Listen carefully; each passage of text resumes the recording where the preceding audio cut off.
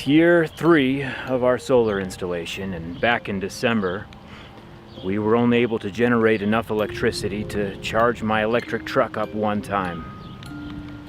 We are now 3 years into this, and I was estimating that at year 6 we would have everything paid off.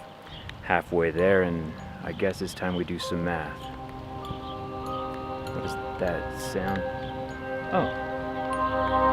It looks like it's the #1 rated portable speaker from DxOMark called the Soundcore X600, my channel sponsor. I wish you guys could hear this thing in person. It's the perfect example of big things coming in small packages.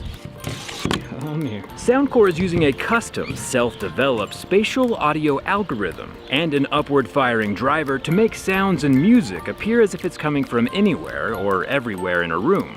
Spatial audio is like taking 360-degree or surround sound to the next level. There are 3 amplifiers, 2 tweeters, 2 woofers, and of course the full driver up top, and the whole thing is X7 water resistant, thankfully. If you're in the market for a certified high-res speaker under $200 with a seamless metal design, I'll leave a link for the Soundcore X600 down in the video description. Now, where were we? Oh yes, talking about how my solar panels are not performing well this year. Let's get started.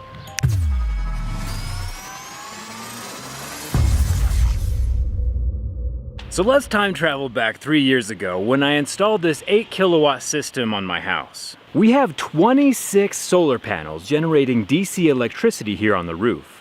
These are all plugged into AC microinverters that make the electricity usable for my appliances. All of the sunlight juice is piped down into the electrical panel where my appliances and electronics get first dibs, and any excess electricity is set off to the grid for my neighbors to use.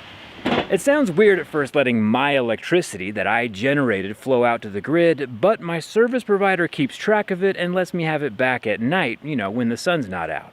Plus, this 8 kilowatt system isn't enough for all of my use, so it's rare when the electricity does flow out anyway. In the last 3 years, I've had 0 maintenance, and I've maybe washed the panels 2 or 3 times after big dust storms. Normally, I just let the rain take care of things by itself. Now that the recap is out of the way, let's do some math. About 3 years ago, I paid $8,234 for this setup. That is after the state and federal tax incentives. Side note, lucky for you guys, the tax incentives now from the federal government are higher than when I bought mine 3 years ago. And I think that's awesome. Look at them doing something right. It looks like the first year we had the panels, we generated 13,140 kilowatt hours of energy and saved about $1,314. It looks like the second year we generated about 12,639 kilowatt hours of energy and saved about 1,338. And year 3, this is where things started to tank. Last December, we only made 180 kilowatt hours of energy from the sun, which is only enough electricity to power my truck one time. Pretty terrible month for energy generation, but I don't think that it's a problem with the solar panels. This year in Utah, winter was absolutely crazy with the most snowfall we've had in about 100 years. And as you can see from the graph of my solar generation, it doesn't generate a whole lot when they're covered, especially when the snow is on top of the panels for, most of the month. Even though we had a record-breaking, brutal, snow-covered winter, we also had a record-breaking heat wave of a summer, with the month of May giving me about 10 Rivians worth of electricity instead of just 1.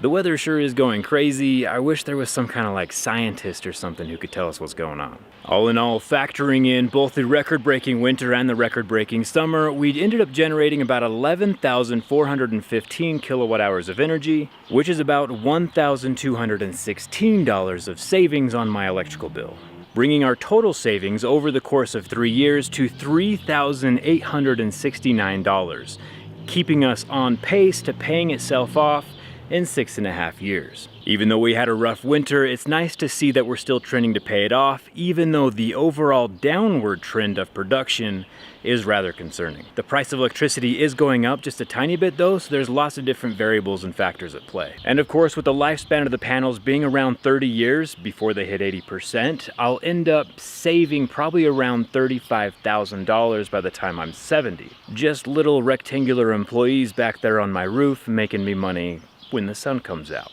It's it's a good investment. Kind of goes to show that solar panels aren't all sunshine and roses, but you know, weather's weather and weather happens. I'm a huge fan of solar panels, not just because they offset carbon emissions, but because they also keep Utah air cleaner, and of course they put money back into my pocket. So it's still a win on multiple levels, even with the crazy winter. If you want to install your own solar and maybe have a DIY kit like the one I used, I'll leave a link down in the video description. Plus $250 off. It comes with a detailed plan set, kind of a booklet of instructions specifically for your house. However, if you don't want to install solar panels yourself, I broke my wrist once falling off a ladder, I totally understand why someone would not want to. I'll leave a link for Tesla Solar down there as well. When I was researching, Tesla Solar was pretty fairly priced, although it's been a while. So feel free to shop around. With all of the government incentives and how much money it actually saves you, there's a lot of people installing solar lately. Hit that subscribe button, cause rain or shine, I'll be back here again next year. And thanks a ton for watching. I'll see you around.